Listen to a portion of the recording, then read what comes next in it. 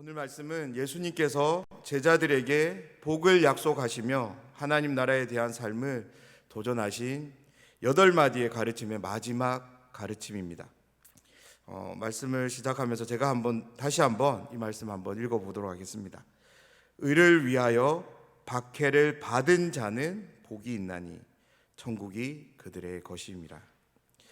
사랑하는 여러분, 누군가가 여러분에게 찾아와서 예수님은 왜 이 땅에 오셔야만 했어요? 라고 물어본다면 여러분, 그 사람을 향해서 어떤 대답을 해주시겠습니까? 정말로 많은 대답들을 할 수 있을 것 같아요. 나를 위해서, 우리를 위해서, 나를 사랑해서, 우리를 사랑해서, 나를 구원하시기 위해서, 우리를 구원하시기 위해서 예수님이 이 땅에 오셨습니다. 등과 같은 여러 가지 답들을 우리는 할 수 있을 거예요. 그런데 이런 답들을 우리가 가만히 한번 살펴보면 지극히 나에게 그리고 우리에게 맞춰진 그런 대답들임을 우리는 보게 됩니다. 그런데 성경을 통해 명시적으로 기록되어져 있지 않지만 성경 66권은 우리에게 예수님이 왜 이 땅에 오셔야만 했는지에 대한 이유를 분명하게 한 가지로 말해주는데요. 그것은 바로 하나님 나라 때문이라는 거예요. 하나님이 다스리는 나라, 하나님이 통치하는 나라, 그 나라가 어떤 나라인지를 우리에게 보여주시기 위해서 예수님은 하나님 나라를 이 땅에 가지고 오신 것입니다. 인간을 몸을 입고 친히 그 나라 백성의 삶이 어떠해야 되는지를 또한 친히 보여주셨습니다. 그러하기에 예수님의 행적을 기록으로 담아내고 있는 복음서들 마태, 마가, 누가 그리고 요한복음은 철저하게 예수님을 통해 하나님 나라가 어떻게 보여지고 있는지, 펼쳐지고 있는지를 상세하게 보여줍니다. 마태, 마가, 누가 그리고 요한, 서로가 사용하는 단어의 표현이 다를 뿐이지 그들은 예수님의 행적을 잘 관찰했고 그 행적들을 통하여 이 땅에서 하나님 나라가 어떻게 펼쳐지는지를 성경을 읽는 모든 독자들에게 보여주고 있습니다. 사랑하는 여러분, 성경은 읽는 동시에 또한 보는 책입니다. 왜냐하면 하나님의 이 말씀을 통해 우리에게 계시하고 계시기 때문입니다. 계시라는 단어를 국어사전에서 한번 찾아보면 이런 의미가 나와요. 깨우쳐서 보게 하다입니다. 하나님의 말씀은 먼저 우리를 깨우칩니다. 무엇에 대해 깨우칠까요? 하나님이 어떤 분이신가에 대한 깨우침을 우리에게 줍니다. 그리고 그 말씀은 깨우침으로 끝나는 것이 아니라 곧장 그 하나님을 보게 합니다. 우리로 하여금 그 하나님을 보게 합니다. 산 위에 오르신 예수님의 입을 열어 가르치기를 시작합니다. 그 가르침은 제자들로 하여금 하나님 나라가 어떠한 나라인지를 깨우치게 했습니다. 제자들은 그 즉시로 하나님 나라를 보게 됩니다. 오늘 이 시간 제자들에게 주신 그 은혜가 저와 여러분에게 동일하게 함께하기를 소원합니다. 예수님의 가르침을 통해 하나님 나라를 깨우치고 바라봤던 제자들처럼 이 시간 우리들 안에도 그 깨우침이 함께하기를 원합니다. 그 바라봄이 나의 시선을 통해서 역사되기를 간절히 소원합니다. 그런 점에서 한 가지 기도를 함께 드리며 말씀을 나누기를 원하는데요. 주님, 이 시간 우리의 귀와 생각에 깨우침의 은혜를 내려주십시오. 우리의 눈과 마음이 하나님을 바라보는 시간 되게 하십시오. 그래서 제자들이 열망했던 그 열정이 이 시간 우리의 열정이 되게 해주십시오. 비록 이 땅을 밟고 살아가지만 제자들처럼 하나님 나라를 당당하게 살아갈 수 있도록 그 길을 보여주시고 그 걸음을 인도해 주십시오. 무엇보다 우리의 마음이 그 삶을 강하게 바라고 원하길 간절히 기도드립니다. 예수님께서 제자들에게 가르치신 하나님 나라는 제자들에게 결코 매력적으로 들리지 않았을 것입니다. 여러분도 예수님께서 하나님 나라를 소개해 주실 때 일단 이 땅에서 결핍되었던 것들이, 누리지 못했던 것들이, 해결되지 못했던 것들이 하나 충족되고 누리게 되고 해결받고 보상받게 되는 곳으로 소개해 준다면 모를까. 예수님이 제자들에게 가르쳐 주신 이 8마디의 가르침은 정말이지 매력적이지 않습니다. 어쩌면 제자들은 예수님을 향해 그렇게 말했을지도 모르겠습니다. 예수님, 정말로 하나님 나라가 그러한 곳인가요? 그러한 곳이라면 글쎄요, 점점점. 사랑하는 여러분, 여러분은 어떠십니까? 하나님 나라의 삶이 심령이 가난한 자가 들어간다고 합니다. 애통하는 자가 되어야 된다고 하고요. 지금 당장 나에게 손해가 찾아온다 할지라도 그것들을 헤아려서 이득을 챙기는 것이 아니라 도리어 온유한 자가 되어야 된다. 이 땅에서의 부요함이 아닌 하나님의 의를 붙잡기 위해 즐이고 목마른 자가 되라고 하고, 도움을 받아야 하는 나이지만 내가 가진 것들을 짜내어서 누군가를 돌아보는 그런 긍휼을 가진 자가 되라고 하고, 이 세상이 아무리 죄악으로 간영해도 내 마음이 그것에 물들면 안 된다고 말하는 그 나라, 지금 가만히 있는 나의 등짝을 세게 때리는 그 사람과 나의 뒤통수를 때리고 도망가는 그 사람과도 평화를 만들어야 한다라고 하는 그 나라. 여러분, 이 나라가 매력적으로 다가오시는가요? 예수님으로 인해 이 땅에 도래하게 된 하나님 나라가, 예수님은 이러한 나라라고 제자들에게, 그리고 이 말씀을 읽는 모든 독자들에게 소개하고 있습니다. 어떠세요? 정말로 이 나라를 살아가기를 원하십니까?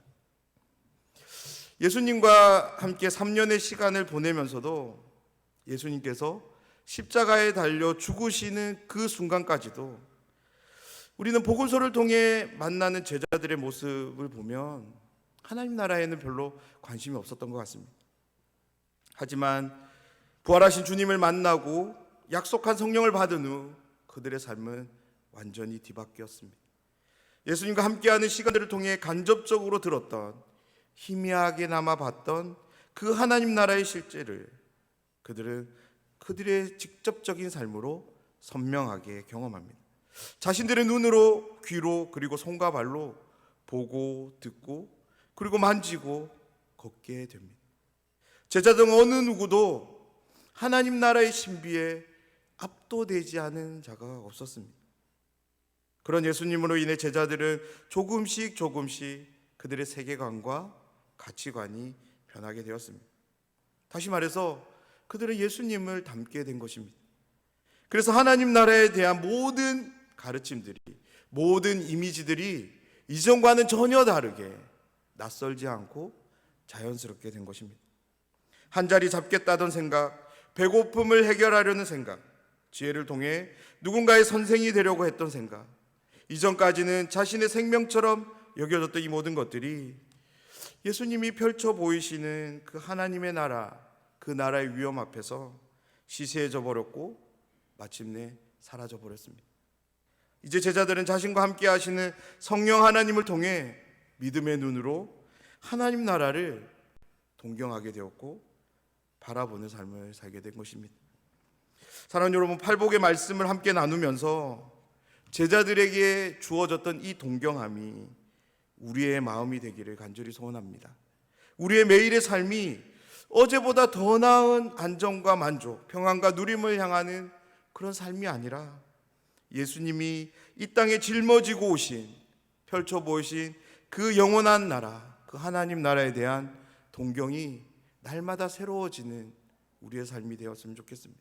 날이 갈수록 우리의 눈앞에 그 나라가 선명하게 보이는 일이 우리의 일상이 되면 좋겠습니다. 이 땅의 것들이 영원하지 않다는 것을 믿으시나요? 반대로 하나님 나라, 그 나라가 영원한 나라임을 믿으시나요? 그러면 그 믿음을 보이십시오. 우리가 믿는 바를, 내가 지금 믿고 있는 바를 삶으로 보이십시오. 나의 삶으로, 우리의 삶으로 증명해 보이십시오. 그런 삶을 정말로 살기를 원하십니까? 오늘 말씀 이렇게 말씀합니다. 의를 위하여 박해를 받은 자는 복이 있나니 천국이 그들의 것임이라. 예수님은 하나님 나라의 8번째 삶으로 의를 위해 박해를 받는 삶을 말씀하시고 그들에게 복이 있다라고 선언하십니다. 말씀을 살펴보기에 앞서 3가지 단어를 먼저 살펴보려고 하는데요. 첫 번째는 의를 위하여입니다. 먼저 의라고 하는 이 단어는 네 번째 말씀에서 나오는 의와는 조금 다른 의미를 갖습니다. 물론 단어의 본래적인 형태, 모양, 단어는 똑같습니다. 그렇지만 의미상으로 조금 다른데요. 4절에서 나오는 의가 하나님의 뜻, 하나님의 계획을 의미한다면 10절에서 나오는 의는 하나님과의 그런 관계 속에서 주어지는 예수님을 믿고 따르는 제자들에게 찾으시는 순종이나 의로운 행위를 가리킵니다. 10절에 나오는 의는 하나님이 요구하시는 신자의 삶을 의미하는 것이죠. 두 번째로 이제 위해라고 번역되었지만 헬라어 단어 헤네켄이라는 이 단어는 본래 이제 때문에라는 이유에 대한 것을 설명할 때 많이 사용합니다. 그래서 그 의미를 살려서 이제 번역해 보면 예수님을 믿고 따르는 제자들이 순종과 의로운 행동을 하게 되는 것 때문에로 이렇게 번역할 수 있습니다. 예수님은 11절에서 의라는 단어가 아닌 자신을 직접적으로 거론하시면서 자신을 믿고 따름으로 인해 박해가 주어지는 것을 또한 말씀하십니다. 그러니까 10절에서 의라는 단어와 11절에서 나라는 단어가 이렇게 바뀌어도 상관이 없는 거예요. 의를 위하는 것은 바로 예수님을 위하는 것입니다. 의를 실천한 것은 예수님의 삶을 사는 것입니다. 그러한 삶을 살게 될 때 예수님은 박해를 받게 될 것이라고 말씀합니다. 두 번째 단어인데요, 박해를 받은 자입니다. 여기서 박해를 받은 자는 의미보다 이제 시제라는 것이 중요한데요, 현재 완료형 수동태로 쓰여졌어요.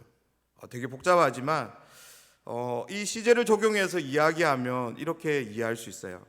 이 박해는 이미 주어졌고 지금 제자들과 계속 함께하고 있다라는 것. 누구에게 주어지냐면 예수님을 믿고 따르는 모든 사람들에게 이 박해는 이미 주어졌고 지금 주어지고 계속 주어지게 될 거라는 거예요.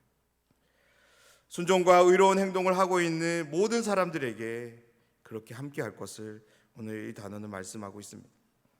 그렇다면 예수님은 의를 위하는 자에게는 복이 아닌 박해가 주어진다라고 왜 말씀하고 계시는 걸까요? 이것을 이해하기 위해 우리는 하나님 나라의 시작을 이해할 필요가 있습니다. 하나님 나라는 본래부터 있었던 것이 아니에요. 언제 시작이 되었냐면 예수님이 이 땅에 오심으로 시작이 되었습니다. 어떻게 시작이 되었냐면 사탄이 다스리던 나라였던 이 세상 속에 예수님이 강제적으로 짊어지고 들어오신 겁니다. 아무도 그 나라가 오는 것을 반기거나 환영하지 않았습니다. 예수님이 직접 하나님 나라를 가지고 이 세상에 들어왔습니다. 이 세상은 본래 사탄의 통치와 다스림만이 있었던 곳이었습니다. 그런데 예수님을 통해서 하나님의 통치와 다스림이 들어오게 된 것입니다. 예수님의 이 땅에 오심은 사탄의 나라였던 이 세상을 향하여는 분명 심판입니다. 하지만 사탄의 권세에서 노임이 필요한 인생들에게는 복음인 것이죠. 그래서 바울은 로마서 1장 2절에서 복음을 소개하면서 복음에 대한 이야기는 하지 않아요. 예수님에 대한 이야기들만 하고 있습니다. 하나님 나라는 그렇게 시작되었습니다. 그렇기 때문에 그 나라를 반대하는 사탄의 반발은 거셀 수밖에 없습니다. 우리가 예수님의 제자가 되어 순종하는 삶, 의로운 행동을 하는 것에 대해 세상이 싫어하는 이유가 바로 여기에 있습니다. 그런데 우리가 알아야 될 것은 세상의 싫음은 더 근원적이라는 거예요. 왜요? 이 세상은 사탄에 속한 나라이기 때문입니다. 이 세상에서의 왕은 사탄입니다. 사탄이 다스리는 나라에서 하나님의 다스림을 좋아해 줄 리가 없습니다. 하나님을 기뻐하고 그분께 순종하며 그분이 원하시는 삶을 살아가는 그 어느 누구에게도 박수 쳐줄 리가 없습니다. 사랑하는 여러분, 이것은 영적인 것입니다. 단순하게 우리의 행동에 세상은 반발하는 것이 아니에요. 우리의 이 모든 행동의 주체가 되시는 하나님께 반역하는 행동입니다. 우리의 삶을 한번 깊이 들여다보시기를 바랍니다. 하나님 믿는 자나 믿지 않는 자 모두가 정의를 좋아합니다. 함께 더불어 살아가는 세상에서 정의는 반드시 필요하기 때문입니다. 그런데 정의에 대한 밀도에서 차이가 납니다. 이렇게 말하면 쉽게 이해할 수 있을 것 같습니다. 정의에 대한 세상의 입장은 내로남불입니다. 하지만 그리스도인의 입장은 절대적입니다. 왜냐하면 우리는 이 의를 하나님과 연결시키기 때문입니다. 공공장소에서 새치기를 하면 안 됩니다. 왜요? 그것은 하나님이 원하시는 삶이 아니기 때문입니다. 하지만 세상은 지금 나에게 필요하다면 얼마든지 괜찮다고 말합니다. 세상은 적당히 타협하고 약한 자를 누르며 힘을 내세우고 냉정해야 성공할 수 있다라고, 그래야지 잘 살 수 있다라고 말합니다. 실제로 우리의 눈에도 그렇게 보이는 것이 사실입니다. 하지만 하나님은 그렇게 말씀하시지 않습니다. 심령이 가난한 자가 되라고 말하고요, 마음이 깨끗한 자가 되어야 된다고 하고요, 온유한 자가 되어야 되고 긍휼히 여기는 자가 되어야 된다고, 평화를 만드는 자가 되어야 된다고 말씀하십니다. 정말이지 이 세상과 하나님 나라는 하나부터 열까지 완전히 싹 다 다른 나라입니다. 가치가 다르고 목적이 다릅니다. 통치하는 분이, 다스리는 분이 다릅니다. 사랑하는 여러분, 이것을 분명히 기억하십시오. 우리가 살고 있는 하나님 나라, 우리는 지금 하나님 나라를 살고 있습니다.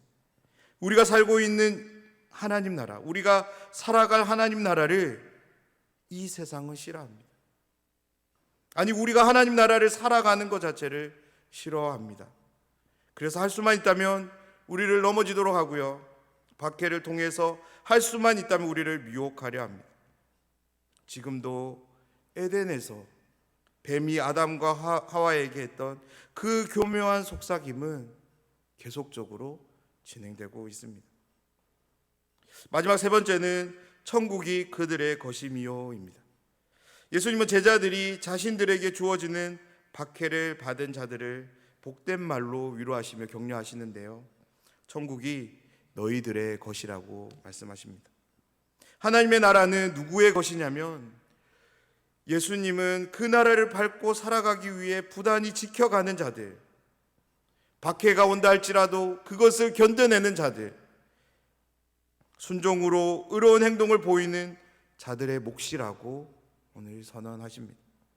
그리고 이 복된 선언은 앞으로 하나님 나라를 살아가게 되는 제자들에게 큰 소망이 되는 위로의 말씀이 되었을 겁니다. 의를 위하여 주어지는 박해 앞에서도 그들이 넉넉히 감당할 수 있었던 것은 하나님 나라, 천국이 실제로 그들과 함께함을 경험했기 때문입니다. 기독교 2000년 역사를 통해 이 간증은 사도들을 통해서 시작되었고 지금 우리에게도 계속적으로 이어지고 있는 줄 믿습니다. 여기 계신 분들도 이러한 삶에 대해서 간증하라고 하면 하룻밤 정도는 거뜬하게 하실 분들이 많이 계실 줄 믿습니다. 그렇습니다. 천국은, 하나님 나라는 분명 의를 위해 박해를 받은 자에게 주시는 하나님의 놀라운 선물입니다. 그렇다면 우리는 예수님을 따름으로 인해 주어지는 박해에 대해 어떤 입장을, 어떤 태도를 가져야 할 때일까요? 하나님, 우리가 박해를 어떻게 대하기를 원하실까요? 성경 우리에게 두 가지를 말씀해 주는데요, 첫 번째는 성경 우리에게 기뻐하고 즐거워하라고 말씀합니다. 함께 따라해 보겠습니다. 기뻐하고 즐거워하자. 기뻐하고 즐거워하자. 마태복음 5장 11절 12절 말씀인데요, 이 말씀을 우리 한번 함께 읽어보도록 하겠습니다. 나로 말미암아 너희를 욕하고 박해하고 거짓으로 너희를 거슬러 모든 악한 말을 할 때에는 너희에게 복이 있나니 기뻐하고 즐거워하라. 하늘에서 너희의 상이 큼이라. 너희 전에 있던 선지자들도 이같이 박해하였느니라. 아멘. 예수님 말씀을 통해 우리에게 기뻐하고 즐거워하라고 말씀합니다. 그렇다면 우리는 박해 중에 어떻게, 왜 기뻐해야 되고 즐거워할 수 있을까요? 바로 하늘의 상이 크기 때문입니다. 상급에 대해서 부정적인 생각을 가지신 분들이 계십니다. 그들은 이렇게 말합니다.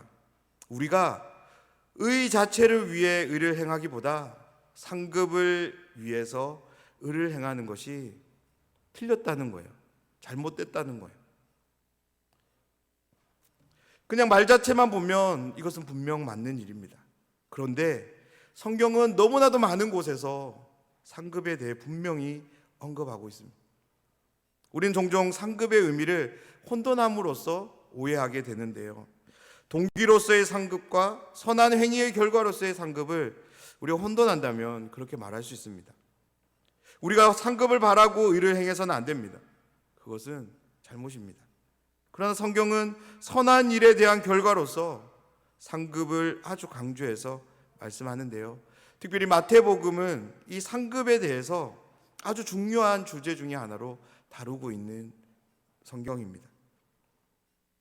오늘 말씀에서 예수님도 이렇게 말씀합니다. 박해를 견디는 자들에게 기뻐하고 즐거워하라고 말하는데요. 그 이유에 대해서 하늘에서 너희의 상이 큼이라라고 말씀합니다. 그렇다면 그 상급은 무엇일까요? 예수님께서 분명하게 밝히지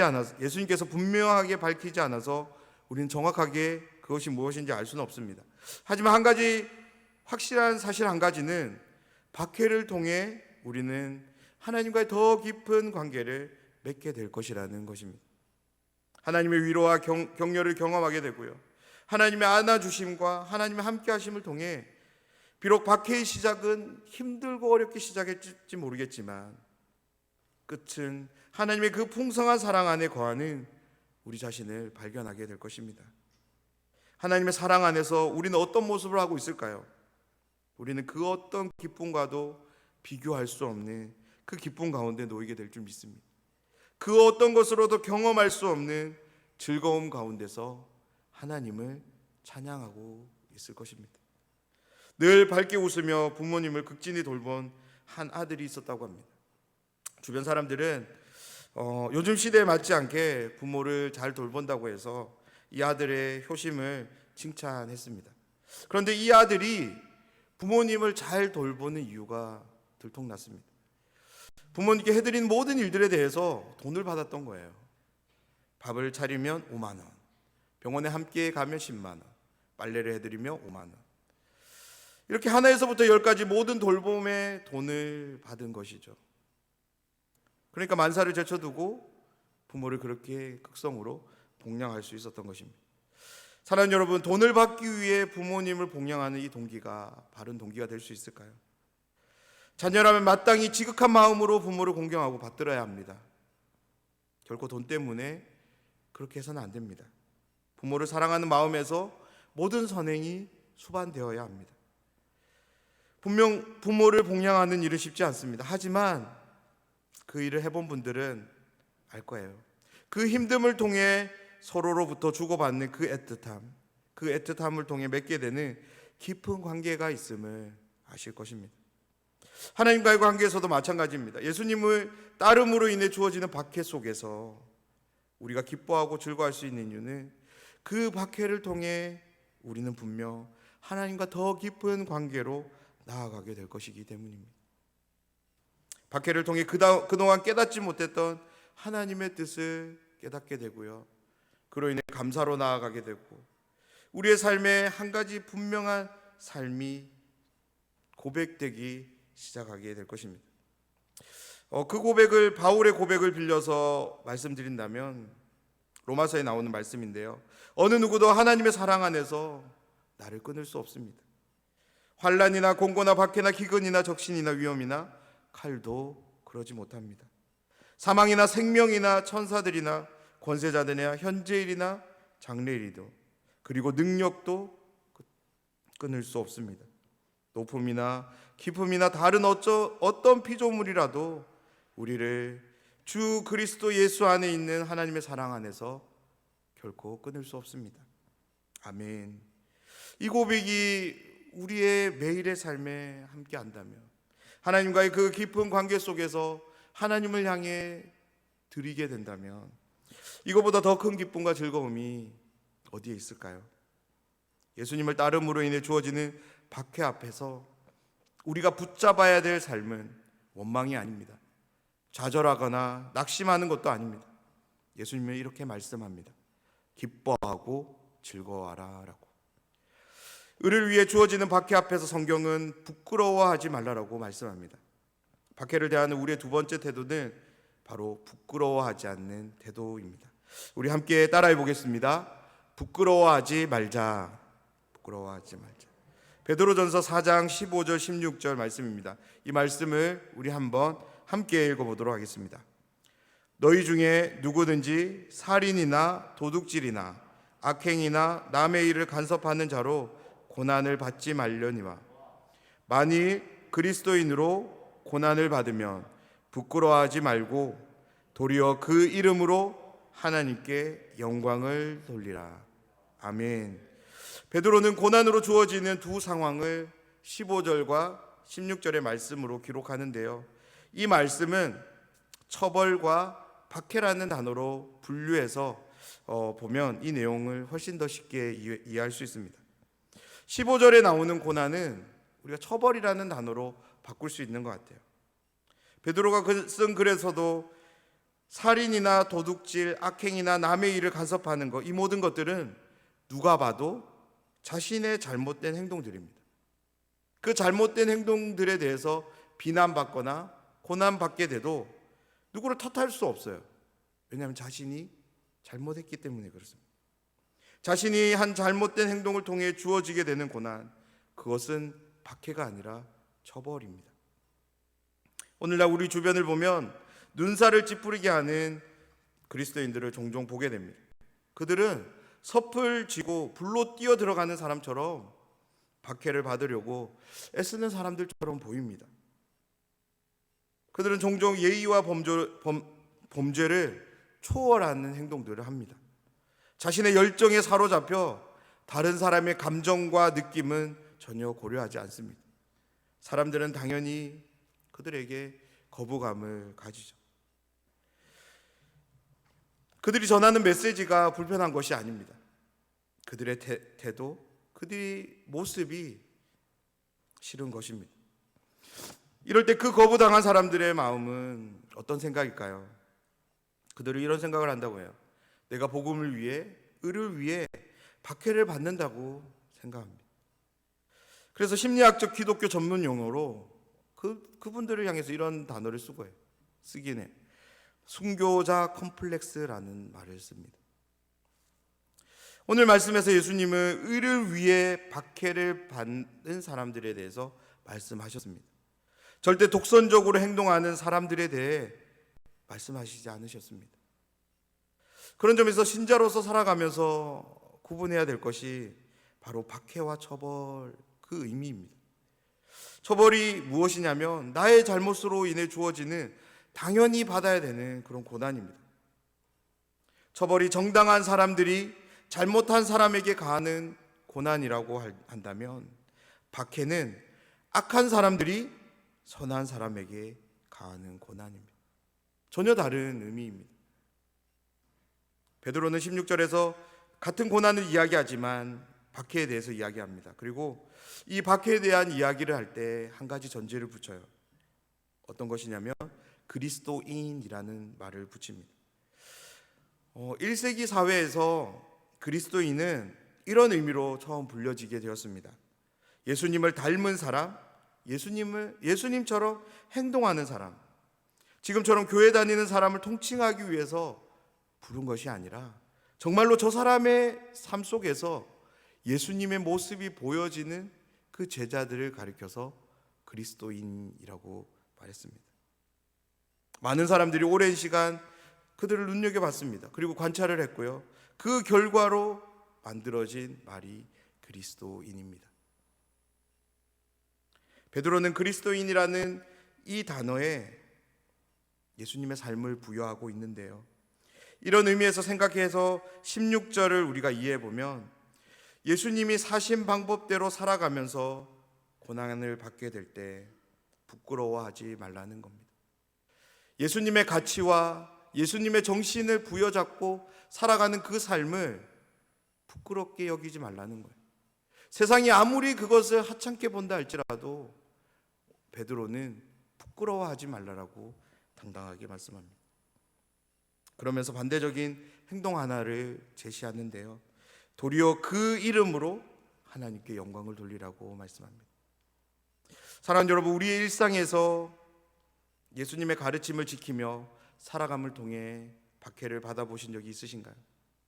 그 박해는 우리의 내면의 수치심을 자극할 수 있습니다. 우리의 모습에 냉소를 보일 수 있습니다. 그때 우리는 부끄러워해서는 안 됩니다. 창피해하지 않아도 됩니다. 도리어 그 이름으로 하나님께 영광을, 하나님을 찬양하는 삶이 우리가 붙잡아야 되는 삶이라고 오늘 성경은 말씀하고 있습니다. 왜 그럴까요? 우리를 통해 예수님 모습이 드러나기 때문입니다. 이 세상 위에 세워진 견고한 사탄의 벽들, 그것이 아무리 철옹성처럼 보인다 할지라도 예수님이 그것을 뚫고 이 땅에 하나님 나라를 시작하신 것처럼 우리들 또한 예수님처럼 하나님 나라를 그렇게 구현해 갈 수 있기 때문에 우리는 부끄러워할 필요가 없는 것입니다. 예수님으로 시작된 하나님 나라가 제자들에게 이어졌습니다.